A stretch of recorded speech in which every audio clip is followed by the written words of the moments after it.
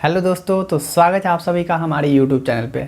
दोस्तों, आज की इस वाली वीडियो में हम आप लोगों के लिए एक वीडियो लेके आए हैं जिसमें हम आप लोगों के सामने कुछ डिटेल शेयर करेंगे। जैसा कि जो लोग 2023 में अपना बिहार बोर्ड का मैट्रिक का एग्ज़ाम दे दिया है और वे लोग अगर सोचें कि वो इंजीनियरिंग फील्ड में अभी से ही जाना चाहते हैं, ठीक है, तो उनके लिए एक बेस्ट ऑप्शन होता है कि वो 10th के बाद पॉलिटेक्निक कर ले, या फिर अगर वो आगे से जाना चाहते हैं, 10th के बाद नहीं जाना चाहते हैं, तो वे 12th के बाद भी जा सकते हैं। 12th के बाद जो होता है आपका बीटेक होता है, उसके थ्रू जा सकते हैं, या फिर 12th के बाद अगर आप लोग चाहें तो 2 साल का पॉलिटेक्निक कर सकते हैं लेटर इंटेक के थ्रू। लेकिन ये जो वीडियो है ये पॉलिटेक्निक का ही है, जो कि 3 साल के लिए आप लोग कर सकते हैं, या फिर आप लोग GNM NM कॉलेज में एडमिशन लेना चाहते हैं तो इस एग्ज़ाम को देके आप लोग कर सकते हैं, जो कि 10th के बाद होता है। देख लेते हैं हम लोग, इसमें डिटेल सारा आप लोगों के सामने अभी हम शेयर करेंगे, ठीक है। तो चलिए देखते हैं। तो देखिए, बिहार पॉलिटेक्निक एंट्रेंस एग्ज़ाम 2023, ठीक है। तो अगर आपको कॉलेज में अब एडमिशन लेना है तो आपको उसके लिए एग्ज़ाम देना होता है, और एग्ज़ाम में आप एक अच्छा रैंक लेकर आते हैं, अच्छा नंबर लेके आते हैं, तो आपको आपके मनपसंद ब्रांच मिलता है, एक अच्छा आपको कॉलेज मिलता है, आप लोग जहाँ चाहो वहाँ एडमिशन ले सकते हो, ठीक है।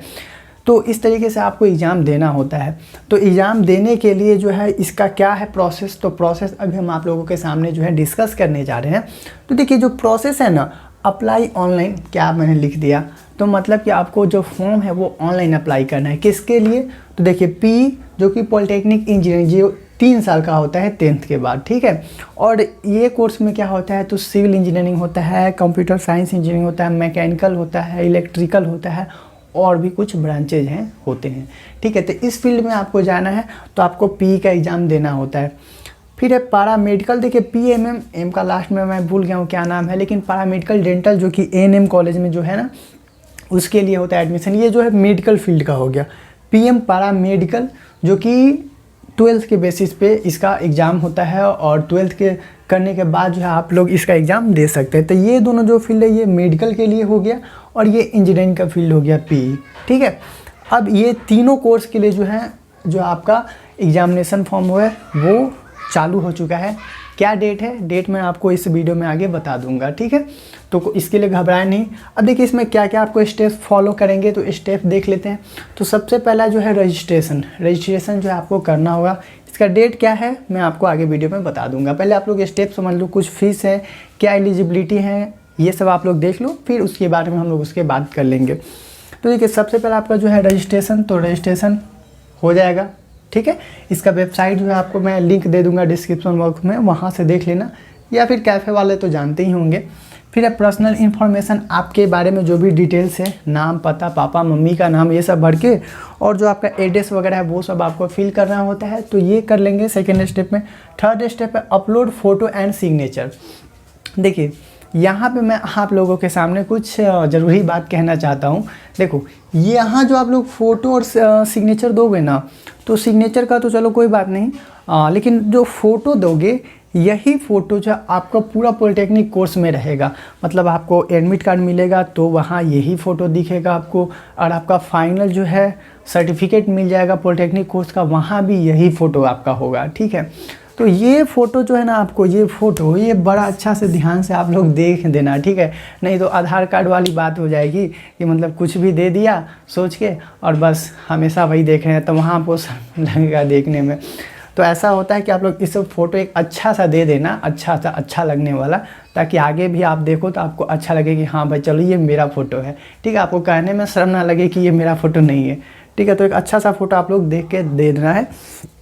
उसके बाद एजुकेशनल इन्फॉर्मेशन क्या है इसका, तो मतलब ये भरना है। आप लोग अगर 10th बेसिस पे हो तो आपका 10th का क्या बोर्ड है, कितना मार्क्स है, ये सब जो भी डिटेल्स है उसको फिल करना है। फॉर्म भरोगे तो देख लोगे, ठीक है।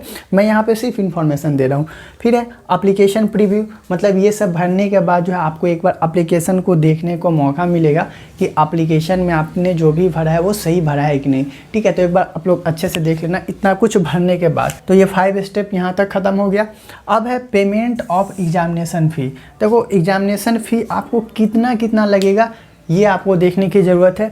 यहाँ पे मैंने फ़ी के बारे में कुछ लिख रखा है, चलो इसके बारे में हम लोग देख लेते हैं क्या है। फ़ी के बारे में समझते हैं। देखिए वन पेपर कहने का मतलब है कि बहुत लोग ऐसा होंगे जो कि सिर्फ एक ही पेपर देंगे, अगर उनको इंजीनियरिंग फील्ड में जाना होगा तो वो सिर्फ पी का ही एग्ज़ाम देंगे, ठीक है, तो सिर्फ इसका फॉर्म भरेंगे। बहुत लोग ऐसे होते हैं ना जो कि 10th के बाद सोचते हैं चलो फॉर्म भर देते हैं, चाहे ये ना निकला तो वो निकल जाए, तो वो क्या करते हैं ना कि पी भर देते हैं या फिर पीएमएम का फॉर्म भरेंगे, दोनों एक ही साथ होता है, ठीक है। आपको चुनने का मौका मिलेगा कि आप कितने पेपर के लिए देना चाहते हैं जब आप लोग रजिस्ट्रेशन करने जाओगे। तो अगर आप लोगों को 2 पेपर देना है तो दोनों को एक साथ चुनोगे तो दोनों एक साथ हो जाएंगे, यानी आप 2 पेपर का एग्ज़ाम दोगे। दोनों में से आपका जिसमें अच्छा रिजल्ट आता है उसमें आप लोग चाहें तो जा सकते हैं, ये आपके ऊपर होता है, ठीक है। या फिर अगर आपको सिर्फ इसका देना चाहो तो इसका दे दो, सिर्फ इसका देना चाहो तो इसका दे दो, सिर्फ इसका देना है तो इसका दे दो। तो ये सिंगल पेपर, कोई एक पेपर के लिए, तो कोई एक पेपर 1 पेपर के लिए अगर आपका एग्ज़ाम का फ़ी के बारे में बात करूं तो जो लोग जनरल हैं, ओबीसी हैं, ओबीसी में आ जाते हैं BC1 BC2 दोनों, ठीक है, उनके लिए जो है 750 रुपये फ़ीस जो है रखा गया है। और जो SC ST हैं या फिर DQ कोटा हैं उनके लिए 480 रुपये रखा गया। अब देखो कई बार गर्ल को छूट मिलता है, उनको भी ये SC ST वाले में ही मतलब छूट दे दिया जाता है, लेकिन मैंने नोटिफिकेशन में देखा वहाँ पे मुझे नहीं दिखा, तो आप लोग फॉर्म भरोगे तो वहाँ आपको दिख जाएगा कितना लगने वाला है, ठीक है। तो इतना आपको ध्यान रखना है, यानी कोई आप एक पेपर देंगे तो आपको इतना फ़ी देना पड़ेगा, ठीक है। अब है 2 पेपर, जैसे मैंने पहले ही आपको बता दिया 2 पेपर, जैसे कि अगर मानो कि मैं फॉर्म भरने जा रहा हूँ और मुझे माने कि मैं 2 पेपर दूंगा, 2 पेपर मैं पॉलिटेक्निक इंजीनियरिंग का भी दूंगा और पैरामेडिकल जो डेंटल होता है ANM का उसका भी मैं दूंगा, तो मैं दोनों सेलेक्ट होऊंगा, तब मुझे कितना फ़ी देना पड़ेगा 850 रुपया, किसको, जनरल और OBC कैंडिडेट को। तो देखो एक पेपर का 750 रुपया था और मैंने 2 पेपर फिल किया तो 850, मतलब कि सिर्फ और सिर्फ 100 रुपये ही बढ़े, ठीक है, सिर्फ और सिर्फ 100 रुपये ही बढ़े और इतना में मेरा 2 पेपर का एग्ज़ाम हो जाएगा, ठीक है। तो ये यहाँ पे फ़ायदा आपको मिलता है, आपको अलग अलग करने का ज़रूरत नहीं है कि आप लोग अगर 2 पेपर देना चाहते हो तो एक बार इसका अलग फ़ी पेमेंट किया और एक बार इसका अलग, ऐसा नहीं होता है। आप लोग एक ही साथ फॉर्म भर के एक ही साथ जो है पेमेंट कर सकते हैं, आपको सेलेक्ट कर लेना है रजिस्ट्रेशन के वक्त। 3 पेपर समझ गए होंगे, 3 पेपर कौन दे पाएंगे, जिनका जो है 12th हो चुका होगा, क्योंकि देखो ये जो PM पैरामेडिकल का जो कोर्स है ना ये 12th लेवल का है, मतलब कि जो इंटर कर चुके हैं वही लोग इसको भर सकते हैं, 10th वाले नहीं भर सकते हैं। तो ये है, ये JNM कोर्स का है, ठीक है। तो इसके लिए जो चाहें 3 पेपर अगर देना चाहते हैं, यानी जिनका 12th हो चुका है तो वो चाहें तो तीनों पेपर को चाहें तो तीनों पेपर को दे सकते हैं। उनके लिए उनको फ़ी कितना लगेगा, 950 रुपया लगेगा। वही SC ST का आप लोग समझ होंगे 530 और 630 रुपया। तो फ़ी आपको समझ में आ गया किस तरीके से आपको लगने वाला है। अब बात करते हैं एज लिमिट, जो कि बहुत इंपॉर्टेंट है। आप लोग सोचेंगे कौन कौन लोग एलिजिबल हैं, भर सकते हैं कि नहीं। तो देखो जो PE कोर्स है मतलब कि पॉलिटेक्निक इंजीनियरिंग का जो कोर्स है उसमें कोई एज लिमिट नहीं दिया गया, मतलब कि मिनिमम कितना भी आपका चलेगा, जो बस 10th पास कर गए हैं बस भर सकते हैं। और इसका कोई मैक्सिमम भी नहीं है कि आप लोग मतलब भाई 60 साल का हो जाए तब भी आप लोग आओ भर लो, ठीक है। तो कोई इसका एज का लिमिट नहीं है, ना ही मिनिमम का और ना ही मैक्सिमम का, तो कोई लोग भर लो, ठीक है।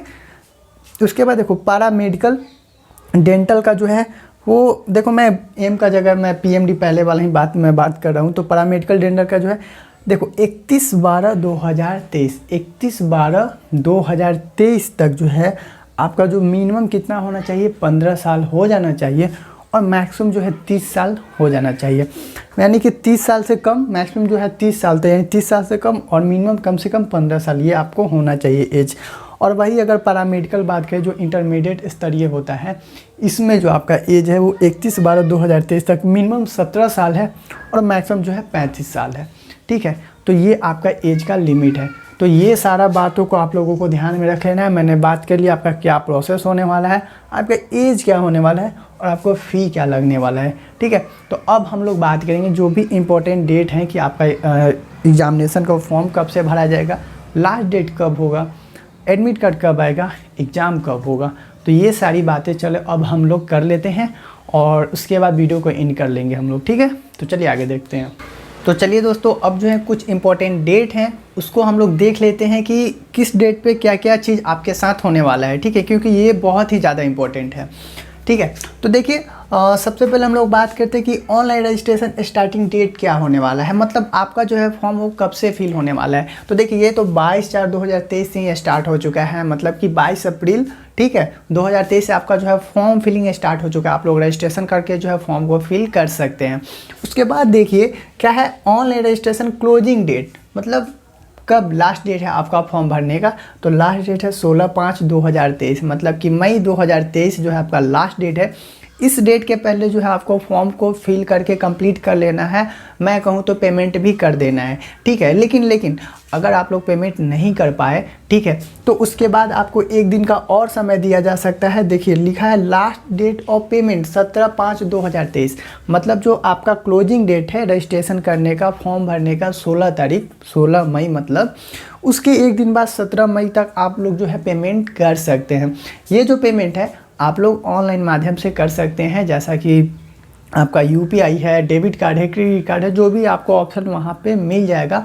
आप लोगों ने इससे पहले कभी फॉर्म भरा होगा तो देखा होगा कि ऑनलाइन पेमेंट कैसे करते हैं, ठीक है। उसके बाद online editing of application form, इसका मतलब क्या है, ये क्यों दिया गया है, और ये देखिए डेट है 18/5/2023 से 20/5/2023, ये 2 दिन का समय है। देखो ऐसा होता है ना कि बहुत लोग जब फॉर्म भरते हैं ना तो छोटी छोटी कहीं ना कहीं मिस्टेक इधर हो जाती है, या तो साइबर कैफ़े वाले की गलती से या खुद के गलती से कुछ ना कुछ मिस्टेक हो जाती है। जैसे कि मान लो कोई नाम ही लिख रहे हैं, वहाँ स्पेलिंग मिस्टेक हो गया, या फिर कहीं कुछ अपलोड करना था कहीं कुछ हो गया। तो ऐसे करके कोई ना कोई अगर गलतियां हो गई हैं तो उसको सुधारने का आपको मौका दिया जाता है, जिसमें आपको 2 दिन का समय मिला है, 18 मई से 20 मई का, ठीक है। तो इस 2 दिन में जो है ना आप लोग फिर से क्या करेंगे, लॉगिन करेंगे, और लॉगिन करके जहां आपको गलती दिखेगी उसको सुधार लेंगे। तो इसके लिए मैं आपको ये गाइड करना चाहूँगा कि जब आप लोगों का फॉर्म फिल हो जाए, आपको आपका रिसीविंग मिल जाए, तो उस रिसीविंग को आपको अच्छे से पढ़ लेना है, ऊपर से नीचे तक, मतलब एक एक वर्ड अक्षर जो है आपको अच्छे से पढ़ लेना है, देख लेना है कि कहीं कोई स्पेलिंग मिस्टेक भी ना हो, ठीक है। और इसको देखने के बाद आपको संतुष्ट हो लेना। अगर कहीं भी गलती मिला तो फिर घबराना नहीं है, ये जो आपका 2 दिन का समय है, इस दिन में आपका जो है वो सही हो जाएगा, ठीक है। तो ये बात आपके लिए बहुत ही ज़्यादा इंपॉर्टेंट थी। उसके बाद देखिए क्या है, uploading of online admit card. अब ये एडमिट कार्ड कब आएगा, फॉर्म तो भर दिया भाई, एडमिट कार्ड कब आएगा, एग्ज़ाम कब होगा। देखो जो नोटिस अभी निकाली गई है ना, उस नोटिस में ऐसा कुछ नहीं कहा गया है कि आपका एडमिट कार्ड कब आएगा, आपका एग्ज़ाम कब होगा, ठीक है। ये मतलब कि एक मतलब कि संभावित, मतलब अभी कोई तिथि भी नहीं बताई गई है, मतलब ऐसे ही खाली छोड़ दिया गया है। लेकिन कोई बात नहीं, आप लोग फॉर्म भर लो, फॉर्म भरने के बाद इंतज़ार करो, फिर से इसके लिए नोटिस आएगी कि आपका जो एग्ज़ाम होने वाला है वो कब होगा। फिर भी मैं अपने प्रेडिक्शन से बता रहा हूँ, जहाँ तक कि मुझे पता है जून या जुलाई में जो है आपका एग्ज़ाम हो जाना चाहिए, ठीक है। जून या जुलाई में आपका एग्ज़ाम हो जाएगा, इसलिए आप लोग जो है अपना तैयारी मतलब अच्छे से करते रहिए, इसमें पीछा नहीं रहिए। बाकी आपका जो फॉर्म भरने का डेट है इसको आप लोग देख लीजिए, ठीक है।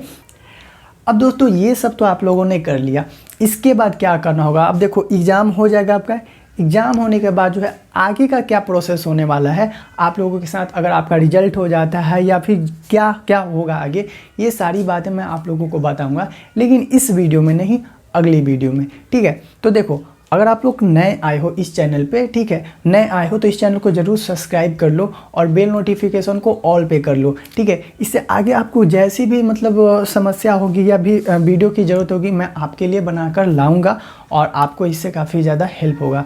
मैंने अपना पॉलिटेक्निक भैया ख़त्म कर लिया है, सारा प्रोसेस मैं जान चुका हूँ कैसे क्या होता है, और इसलिए मैंने सोचा कि आप लोगों को ये बताऊँ, ठीक है। तो आप लोगों को आगे कोई भी दिक्कत नहीं हो, इसलिए मैं यहाँ पे वीडियो बना रहा हूँ। तो इस बातों को आप लोग ध्यान में रखिए, और ध्यान में रखते हुए मैं जो कह रहा हूँ उसे फॉलो कीजिए, ठीक है। तो चलिए फिर से मिलेंगे आप लोगों से नेक्स्ट वीडियो में, जहाँ तक आप लोगों को मैं बताऊँगा कि आगे का प्रोसेस आप लोगों के साथ क्या क्या होगा, ठीक है। तो वीडियो को यहीं तक रहने देते हैं, मिलते हैं आप लोगों से फिर से अगली वीडियो में, तब तक के लिए